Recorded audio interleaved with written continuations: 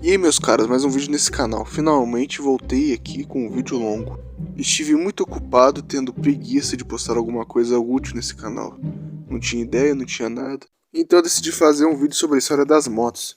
Já que é uma coisa que eu queria fazer faz muito tempo já. E se tem uma coisa que eu gosto muito é moto. Principalmente as customizadas, como Harley Davidson ou Indiana. Quando eu era um batutinha, eu até gostava das Kawasaki. Mas depois daqueles funkeiros malditos metidos a fúria do Jared Leto terem flopado tanto essas motos, eu passei a odiar elas. Hashtag odeio funk. Eu também queria fugir um pouco daquele tema sobre nazismo, socialismo, ditadores e etc.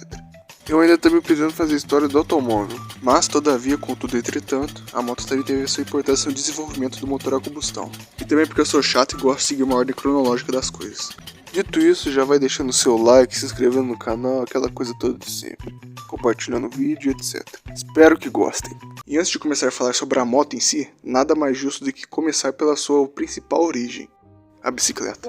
Obviamente, se a bicicleta nunca tivesse surgido, a moto também não existiria. E mais pra frente do vídeo, vocês vão entender que elas têm uma ligação muito mais profunda do que parece. Isso tudo começa há mais de 200 anos atrás, em 1816. Naquele ano, um vulcão na Indonésia entrou em erupção.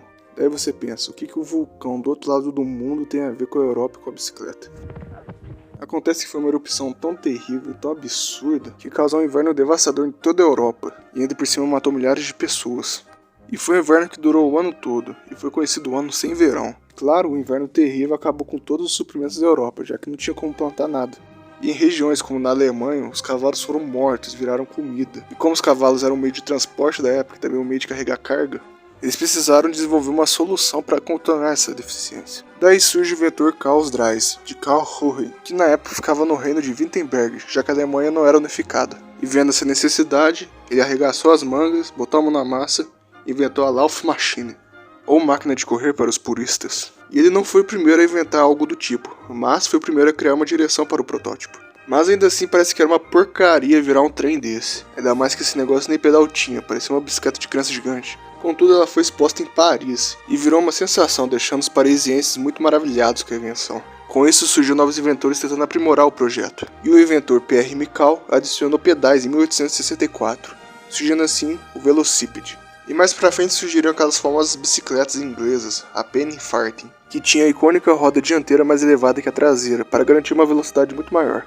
E tá bom, já entendemos como surgiu a bicicleta, mas onde entra a moto nessa história toda? Bom, antes de começar a falar sobre as invenções que deram início à motocicleta, vale dar um adendo que assim como muitas invenções, muitos inventores estiveram envolvidos paralelamente. Então vamos por partes, a começar pelo americano Sylvester Howard Hooper. Ele pegou o modelo de um velocípede e colocou o motor a vapor de 2 cilindros, isso em 1867. Daí tínhamos o que seria a primeira moto da história. E para você ter uma noção de como o campo das invenções nunca para e como existem muitas mentes envolvidas para desenvolver um único projeto, na mesma época que Hooper apresentou seu velocípede motorizado, o francês Ernest Mictal, filho de Pierre Mictal, anexou uma máquina a vapor em uma dessas bicicletas. Ela era movida a álcool e tinha um acionamento por correia dupla, que era ligada à roda dianteira. E passado alguns anos, em 1881, o inventor Lucius Copeland, de Phoenix, no Arizona, desenvolveu uma caldeira a vapor menor, que era ligada à roda traseira de uma bicicleta, fazendo com que o veículo chegasse a 20 km por hora. Pode até parecer pouco, mas estamos falando de 1881. O carro a combustão só ia chegar 5 anos depois. Chegaria somente a 16 km por hora. Então sim, isso é um grande feito para a época. E é claro que como um bom americano capitalista, ele fundou uma fábrica para produzir sua invenção. E conforme a década ia passando, vários protótipos de velocípedes motorizados foram montados, mas nenhum se destaca mais do que a primeira motocicleta com motor a combustão interna, movida a gasolina, e criada pelos dois gênios alemães Gottlieb Daimler e Wilhelm Maybach. Toda a parte de desenvolvimento do motor foi trabalhada pelos dois, e a moto foi chamada de Petroleum Radwagen. E Daimler utilizou como base o motor inventado por Nikolaus Otto. Otto havia inventado o primeiro motor a combustão interna de 4 tempos em 1876 e batizou o motor de ciclo Otto, nome deveras criativo. E para quem não sabe como funciona o motor a 4 tempos, vou explicar. Primeiro acontece a aspiração, onde uma das válvulas injeta o combustível. Depois acontece a compressão, onde a mistura de ar e combustível é comprimida. Depois acontece a combustão, quando a vela de ignição solta uma faísca e acontece uma explosão, empurrando o cilindro para baixo. Depois acontece a exaustão, onde os gases queimados são expelidos pelo pistão. E esse motor inventado por Otto foi muito usado na indústria. E o motivo pelo qual Daimler usou esse motor é porque ambos já eram conhecidos. Daimler foi funcionário de Otto, porém ambos não se davam muito bem. Então Daimler saiu e levou seus projetos, inventando assim seu veículo revolucionário. Daimler ainda continuaria inventando adaptações para seus motores, como em barcos e principalmente carros, e a sua empresa Daimler-Benz logo evoluiria para a Mercedes-Benz. Mas isso é assunto para outro vídeo. E bom, no final da década de 1880, várias empresas dessas porcarias naturalmente surgiriam, indo desde a Alemanha até a Grã-Bretanha, até se espalhar para os Estados Unidos. Daí, em 1894, a empresa alemã Hildebrand e Wolf Müller foi a primeira a construir uma fábrica. E agora sim, as bicicletas autopropulsadas se chamariam motocicletas. Já nos Estados Unidos, a primeira motocicleta de produção foi construída na fábrica de Charlie Matthews. E logo depois surgiriam as mais famosas, a Harley Davidson, que tem uma história super interessante que será abordada num vídeo futuro. E como era de se esperar, naturalmente esses veículos seriam usados nos exércitos, muito por conta da sua versatilidade. E na Primeira Guerra Mundial, as primeiras motos usadas foram as britânicas Douglas Triumph e as alemãs NSU e TWM. E um caso muito curioso é que as fabricantes Triumph e TWM pertenciam ao mesmo dono, sendo uma britânica e outra alemã. E com o passar da guerra, os América entraram do lado da Entente. E as fabricantes americanas também forneceram as suas, mais especificamente as clássicas Indian, Harley Davidson e Excelsior. E é claro, logo os soldados também inventariam muitas adaptações malucas nas motos, como por exemplo tentar enfiar uma metralhadora num sidecar da moto. E enquanto um dirigia, o outro ficava atirando. Era uma loucura. Porém, o seu uso mais adequado era na entrega de mensagens, coisas que eram feitas por cavalos anteriormente. Mas com a evolução da guerra, logo o cavalo foi deixando de ser usado nos exércitos.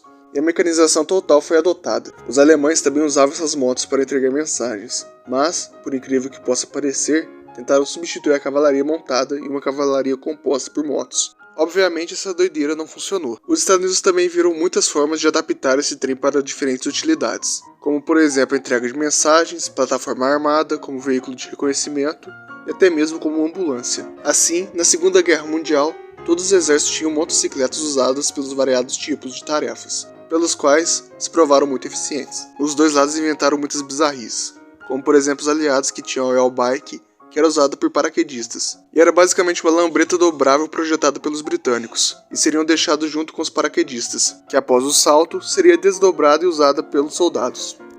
Já os alemães, que parecem ter gosto em serem extravagantes e excêntricos, fizeram a maior bizarrice de todas, chamada de Sonderkraftfahrzeug 2, que para você que não fala alemão tão bem quanto eu, significa Veículo Especial 2. E era basicamente uma moto movida a lagartas. E mesmo com sua aparência esquisita, era um veículo muito robusto.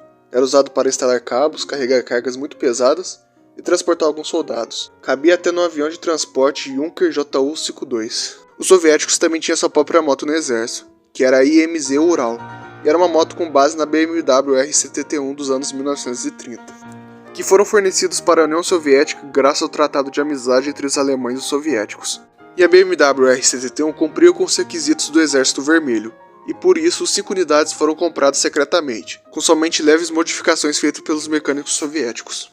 E com os protótipos finalmente terminados no início de 1941, eles foram mostrados a Stalin, sendo denominados como de Dnieper M72, e assim Stalin logo mandou que colocasse em produção. E durante toda a Segunda Guerra Mundial, mais de 9.000 motocicletas M72 foram entregues. Nisso as motocicletas mostraram a sua competência no campo de batalha, e com isso seriam usadas em várias guerras, como no Vietnã, na Guerra do Golfo, na Guerra do Afeganistão e em várias outras. Mas também as motocicletas teriam outras utilidades com o passar do tempo, como por exemplo carregar leite aqui em Minas Gerais e para os motoboys ficarem revirando seu lanche na hora da entrega. E bom, esse foi o vídeo, ele era para ter sido terminado há mais de um mês, porém como eu estava com muita coisa para fazer, eu não consegui fazer isso. Mas se você está gostando do conteúdo, quer que eu continue, quer que eu siga em frente nesse canal, então deixe seu like, se inscreva e apoie o canal nisso. Porque dá trabalho de fazer esse negócio e eu não tô ganhando porcaria nenhuma do YouTube para fazer esses negócios. Então, se você quer ver esse canal grande, se inscreva e compartilhe com seus amigos. Então é isso, fiquem com Deus e até o próximo vídeo.